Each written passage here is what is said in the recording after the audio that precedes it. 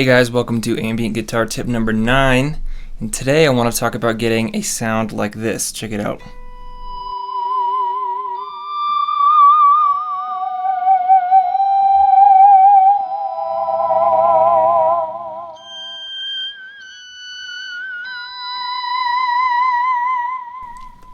So that's what we're going for, and I'm largely going to be doing that, demonstrating it with the Malekko Ekko 616 analog delay. And so before I tell you how I did this, why I did this, I want to tell you what I sort of picture that sound as. It sounds a little bit strange, but kind of what I'm going for with this sound is, you know how like on a cello or on a violin, they have the ability to, they start bowing a note and they don't start with any vibrato.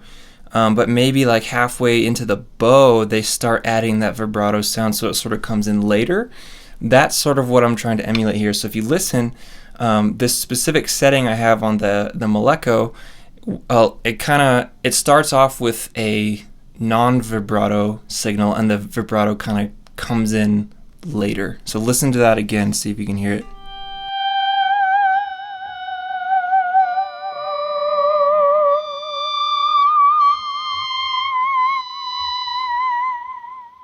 So it can get pretty sci-fi pretty quick depending on how you play, but trust me, this can be very cool in some different situations. So let me tell you, first of all, what are the requirements on your delay pedal in order to do this? There's really only two. First off, you've got to have pretty complete control over the modulation, and the modulation itself needs to be this sort of vibrato modulation. So that's requirement number one, is control over that vibrato modulation. And requirement number two is that you need to be able to set your mix on your delay to be higher than the mix of your dry signal. Okay, so the delayed signal needs to be louder in effect than the dry signal. And it doesn't have to be all the way, you don't have to be able to go 100% way. Like as you can see on my Malekko here, the mix is all the way up, and my dry signal is still there, but the delayed signal happens to be louder at this point, which is fine.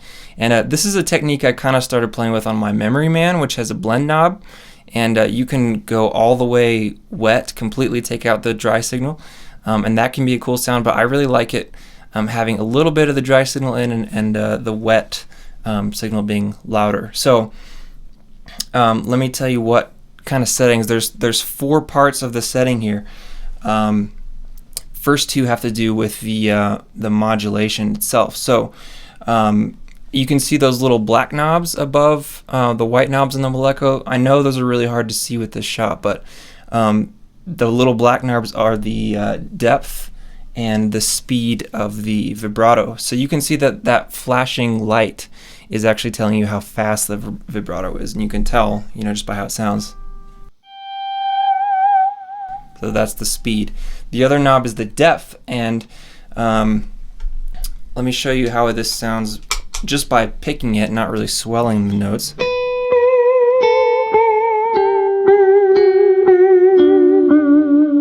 So that sounds maybe a little silly, and that's because there's a pretty high depth on the modulation there. So those are the first 2 requirements for the setting here. The other ones are regarding the other knobs, you got to have relatively few repeats. So you don't want this to echo on for a long time after you pick a note. You can hear I've got the regeneration, or the amount of repeats, set pretty conservatively. Check it out.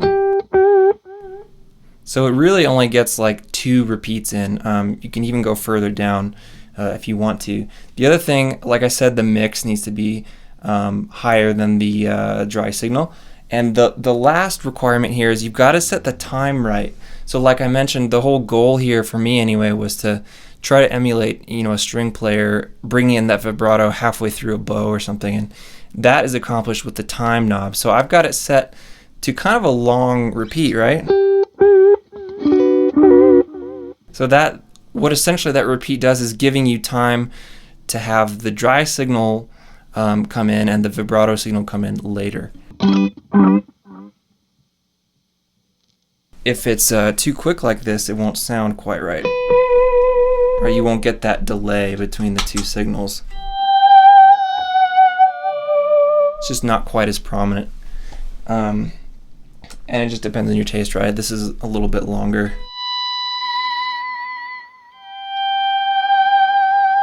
Also, since this is an analog delay, you start getting more artifacts the longer delay time you use. I'm pretty happy with it about there. So as you can see, by itself, again, this is a pretty strange setting. Let me play it again. Maybe not usable by itself, but the other piece of this is you can tell I'm doing some volume swells. So that's, again, trying to emulate something a cello player or violin player might do. You're taking off the attack of the string. And the last thing I'm doing, I know you can't see it on the screen, I am using my micropog to generate an octave up signal, and I'm completely taking out actually the dry signal. So all you're hearing is that octave up sound.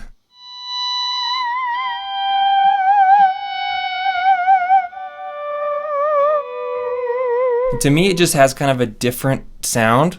I mean, obviously it's an octave up, but it has sort of that metallic quality, maybe closer to what a bowed instrument might sound like. So those are all the different pieces to this, and you know, this is just one delay pedal by itself. Of course, you can add on delay on top of that, reverb on top of that, and do some very cool things. And I really like this effect because especially if you're doing looping stuff or just recording in general, this can be a cool sort of texture to add on top to add some just something interesting to your song or whatever you're doing.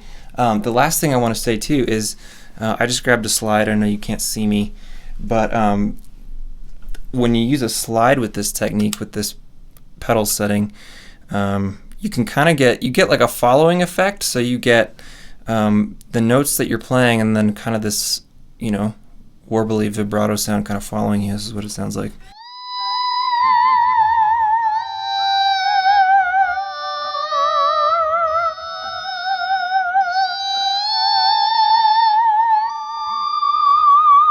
So that can be kind of cool too, if you're looking for sort of an off-kilter, I don't know, it doesn't have to be creepy. It seems to lend itself to maybe being creepy if you want it. So yeah, that's a pretty quick overview of this setting. I think you know, a lot of people tend to shy away from these extreme modulated settings, and I think this is a situation where it can actually be very cool and add something very cool to your song or your loop experiment, whatever you're doing. So anyways, hope that helps. Hope that gives you some ideas. Check out more stuff like this at reverbnerds.com. Talk to you guys later.